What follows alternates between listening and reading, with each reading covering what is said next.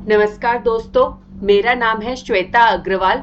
और जैसा कि आप सब अभी तक जानते ही होंगे कि आरबीआई ने ग्रेड बी ऑफिसर्स के रिक्रूटमेंट का नोटिफिकेशन निकाल दिया है। आरबीआई ने इसी साल जनवरी में ऑफिस अटेंडेंट्स की वैकेंसीज निकाली थी, जो कि ग्रुप डी की वैकेंसीज थी। यानी कि आप उनको चपरासी की वैकेंसीज या फिर ऑफिस पियोन्स की वैकेंसीज भी कह सकते हैं। इसके बाद फरवरी में असिस्टेंट्स की वैकेंसीज निकाली गई थी, जो कि क्लरिकल कैडर की वैकेंसीज थी। और अब ऑफिस अटेंडेंट्स और असिस्टेंट के बाद में ग्रेड बी ऑफिसर्स की वैकेंसीज निकाली गई हैं, जिसमें अप्लाई करने की लास्ट डेट 20 मई है। आरबीआई के ग्रेड बी अफसर की सैलरी करीब 1.5 लाख रुपए से ज्यादा होती है महीने की। लेकिन सैलरी के अलावा भी और भी कई खास बातें हैं इस नौकरी की, जिसके कारण आपको यह एग्जाम सारे बैंकों के एग्जाम में सबसे ज्यादा कॉम्पिटिटिव रहेगा। तो आइए इस वीडियो में मैं आपको डिटेल में ये सब बातें बताऊंगी कि आरबीआई ग्रेड बी ऑफिसर की सैलरी और वर्क लाइफ कैसे होती है। आरबीआई ग्रेड बी ऑफिसर बेहतर है कि एसबीआई पीओ की नौकरी बेहतर है? दोनों में से कौन सी नौकरी बेहतर है? क्या आपको चूज करना चाहिए? कितने अटेम्प्ट दे सकते हैं आप इस एग्जाम के? कितने नंबर ऑफ अटेम्प्ट एलिजिबल हैं आप उसके लिए? लास्ट 3 इयर्स की कट ऑफ क्या गई थी और सिलेक्शन रेशियो कितना है इस एग्जाम का? और आप जो फेज 1 एग्जाम की तैयारी करेंगे तो कैसे करेंगे? कौन से टॉपिक्स हैं जिन पर आपको सबसे ज्यादा ध्यान देना है? इसके अलावा एलिजिबिलिटी और फुल नोटिफिकेशन आपको इस वीडियो में मिल जाएगा, तो इस वीडियो को आप एंड तक जरूर देखिएगा। तो आइए वीडियो की शुरुआत में सबसे पहले तो मैं आपको इस नोटिफिकेशन की सारी महत्वपूर्ण बातें, इंपॉर्टेंट जानकारी जो है वो आपके साथ शेयर करती हूँ। आरबीआई ने ग्रेड बी ऑफिसर की टोटल 60 वैकेंसीज निकाली है, जिसमें अप्लाई करने की लास्ट डेट 20 मई 2026 है। इसमें अप्लाई करने के लिए आपकी उम्र 21 से 30 वर्ष के बीच में होनी चाहिए, 21 टू 30 इयर्स के बीच में होनी चाहिए। इसके अलावा आप किसी भी डिसिप्लिन में ग्रेजुएट होने चाहिए, जिसमें कम से कम आपके 60% मार्क्स होने चाहिए, जो कि SC ST PWBD कैंडिडेट्स के लिए 50% की लिमिट है। इसमें सिलेक्शन के लिए फेज 1 और फेज 2 के 2 एग्जाम्स होंगे। दोनों ही ऑनलाइन या रिटर्न एग्जाम हो सकते हैं और उसके बाद में इंटरव्यू होगा। फेज 1 एग्जाम के लिए आपको कैसे तैयारी करनी है, क्या स्ट्रेटेजी अपनानी है, वो सब डिटेल में मैं आपको आगे वीडियो में बताऊंगी। इसमें अप्लाई करने के लिए आपको एप्लीकेशन फीस पे करनी पड़ेगी, जो कि SC ST और PWBD कैंडिडेट्स के लिए 100 प्लस GST है। वहीं जनरल, OBC और EWS कैंडिडेट्स के लिए 850 रुपए प्लस GST की एप्लीकेशन फीस है। ग्रेड बी अफसर की स्टार्टिंग बेसिक पे 78,450 रुपए है, जो कि सब मिलाकर उसकी मंथली सैलरी करीब 1,54,936 रुपए है। तो अगर आप देखेंगे तो इसकी सैलरी बाकी बैंक्स के कंपैरिजन में काफी अच्छी है। सैलरी के अलावा इस नौकरी में और भी कई सारे बेनिफिट्स हैं, जैसे कि आपको बैंक का घर मिलेगा, आपको पेट्रोल के एक्सपेंसेस रिम्बर्स किए जाएंगे, आपको टेलीफोन चार्जेस का रिम्बर्समेंट होगा। इसके अलावा आपको मेडिकल एक्सपेंसेस पे किए जाएंगे और काफी सारे लोन्स और एडवांसेस भी मिलते हैं इसमें कंसेशनल रेट ऑफ इंटरेस्ट पे। तो अगर ये बात की जाए सुविधाओं की, तो सुविधाओं के हिसाब से भी आरबीआई ग्रेड बी अफसर की नौकरी जो है वो काफी अच्छी है। लेकिन अगर आप सैलरी और बेनिफिट्स इन दोनों को छोड़ दें, तो इसके अलावा भी और भी कई बातें हैं जिसके कारण से इस आरबीआई ग्रेड बी अफसर की नौकरी जो है वो एसबीआई पीओ की नौकरी से काफी बेहतर है और खास भी है। तो आइए आपको इन्हीं बातों के बारे में बताती हूं कि क्यों ये नौकरी एसबीआई पीओ से बेहतर ही है। आरबीआई में 5 डे वीक्स की वर्किंग होती है और उसमें फिक्स वर्किंग आवर्स भी रहते हैं, जैसे कि 9:30 से 5:30 के। वहीं एसबीआई में हर ऑल्टरनेट सैटरडे आपका वर्किंग रहेगा और कोई फिक्स्ड वर्किंग आवर्स भी नहीं है।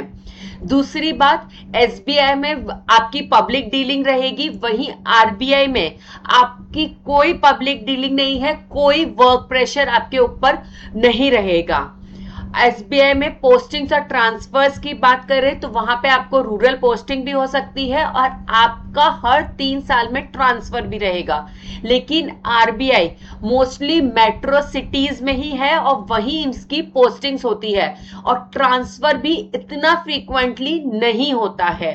तो अगर आप बात करें आरबीआई वर्सेस एसबीआई में, तो आरबीआई और एसबीआई दोनों ही प्रेस्टिजियस बैंकिंग जॉब्स हैं, दोनों की ही नौकरी पाने के लिए बच्चे बहुत मेहनत कर रहे हैं और अगर आपको इनमें से किसी में भी मौका मिलता है आप इसको छोड़ना बिल्कुल भी नहीं। लेकिन अगर कंपैरिजन की बात करें तो डेफिनेटली आरबीआई ग्रेड बी अफसर की नौकरी में ज्यादा रेस्पेक्ट और ज्यादा पावर है। अब अगर नंबर ऑफ अटेम्प्ट्स की बात करें तो जनरल कैटेगरी और ईडब्ल्यूएस कैंडिडेट्स के लिए मैक्सिमम 6 अटेम्प्ट्स की लिमिट्स है फेज 1 एग्जाम में। वहीं एससी एसटी ओबीसी और पीडब्ल्यूबीडी कैंडिडेट्स के लिए कोई लिमिट नहीं है अटेम्प्ट्स की। अब आरबीआई के ग्रेड बी ऑफिसर की कट ऑफ और सिलेक्शन रेशियो की बात करें तो आइए आपको इसके लास्ट 3 इयर्स की कट ऑफ बताती हूं। और फेज 1 का जो पेपर होता है वो मैक्सिमम 200 मार्क्स का पेपर होता है। 2025 में जनरल कैटेगरी में जो कट ऑफ गई थी वो थी 77.50, वहीं 2024 में 67.25 की कट ऑफ गई थी और 2023 में 54.25 की कट ऑफ गई थी। तो यानी कि अगर आप पेपर की डिफिकल्टी लेवल की बात करें तो 2023 का पेपर जो था वो कंपैरेटिवली काफी टफ पेपर था, वहीं 2025 का पेपर कंपैरेटिवली आसान था और इसीलिए उसकी कट ऑफ काफी हाई भी गई थी। आरबीआई के पेपर में सेक्शनल कट ऑफ भी काफी इंपॉर्टेंट होती है। तो अगर आप किसी भी एक सेक्शन जैसे कि general awareness, reasoning, English language और क्वांटिटेटिव एप्टीट्यूड, इनमें से किसी भी एक सेक्शन की सेक्शनल कट ऑफ क्लियर नहीं कर पाते हैं तो आप फेज 1 एग्जाम से, फेज 1 राउंड से एलिमिनेट हो सकते हैं। तो इसकी कट ऑफ जो सेक्शनल कट ऑफ थी वो 2025, 24 और 23 में कुछ इस तरीके की कट ऑफ गई थी।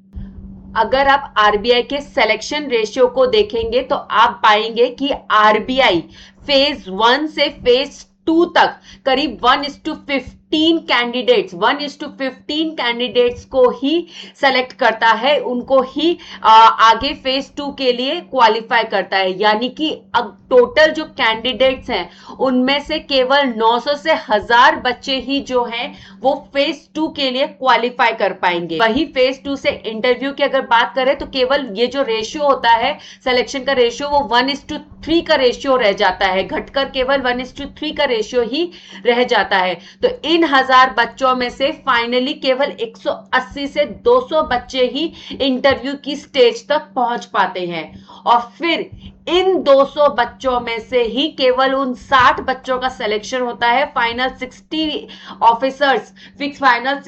ऑफिसर्स सेलेक्ट किए जाते हैं आरबीआई ग्रेड बी की पोजीशन पर।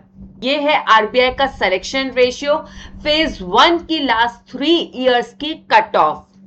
आइए अब आपको बताती हूं कि आपको फेज 1 की तैयारी कैसे करनी है। तो जैसा कि आप जानते हैं कि फेज 1 में जनरल अवेयरनेस के सबसे ज्यादा मार्क्स यानी कि 80 मार्क्स होते हैं, तो सबसे ज्यादा आपको ध्यान जो है वो जनरल अवेयरनेस पर ही देना है। इसके लिए आपको लास्ट 6 मंथ्स का आरबीआई का हर नोटिफिकेशन, सर्कुलर और रिपोर्ट जरूर से पढ़नी है। इसके अलावा गवर्नमेंट की स्कीम्स जिनका संबंध, जिनका फोकस एग्रीकल्चर, बैंकिंग और सोशल वेलफेयर से है, उनको जरूर से पढ़ना है। 2026 का इकोनॉमिक सर्वे और बजट, उसको भी आपको ध्यान से देखना है। इसके अलावा बैंकिंग लिटरेसी टर्म्स जैसे कि SLR, repo rate, Basel norms, इनकी आपको अच्छे से जानकारी होनी चाहिए। इसके बाद रीजनिंग को देखें तो रीजनिंग सबसे ज्यादा स्कोरिंग होता है, हाई स्कोरिंग सब्जेक्ट है, लेकिन साथ में वो टाइम कंज्यूमिंग भी है। तो रीजनिंग में आप सबसे पहले सिलॉजिज्म, इनइक्वालिटी, कोडिंग और डिकोडिंग और डायरेक्शन टेस्ट, इनके क्वेश्चन सबसे पहले अटेम्प्ट करें। इसके बाद में आप स्टेटमेंट्स एंड अजम्पशंस और कॉज एंड इफेक्ट वाले क्वेश्चंस को करें, और लॉन्ग 3 वेरिएबल्स वाले पजल्स को आप अवॉइड ही करें अगर आप उसमें प्रो नहीं है तो। क्वांटिटेटिव एप्टीट्यूड जो कि 30 नंबर का सेक्शन है, उसमें डेटा इंटरप्रिटेशन, नंबर सीरीज और अर्थमेटिक जैसे कि परसेंटेज, रेशियो और एवरेज, आप इन पर ज्यादा ध्यान दें। वहीं इंग्लिश लैंग्वेज में आप reading comprehension, cloze test, error detection और पैराजम्बल्स पर ज्यादा ध्यान दें। फेज 1 एग्जाम क्लियर करना बिल्कुल भी इम्पॉसिबल नहीं है, लेकिन फिर भी यह एग्जाम उन बच्चों के लिए नहीं है जो कि बिना स्ट्रैटेजी, बिना प्रिपरेशन के इस एग्जाम को देने वाले हैं। तो याद रखिए, अगर आपकी तैयारी पूरी है तो आप इस एग्जाम को जरूर दे सकते हैं और क्लियर भी कर सकते हैं। इस एग्जाम का आपको डिटेल नोटिफिकेशन का लिंक पिन कमेंट्स में मिल जाएगा। अगर आप फेज 2 की कट ऑफ और उसकी तैयारी कैसे करनी है, प्रिपरेशन स्ट्रेटेजी कैसी होनी चाहिए आपकी, वो जानना चाहते हैं तो मुझे कमेंट्स में फेज 2 जरूर लिखिएगा। मिलते हैं नेक्स्ट वीडियो में एक और ऐसे रिक्रूटमेंट नोटिफिकेशन के बारे में बात करते हुए। तब तक के लिए नमस्कार।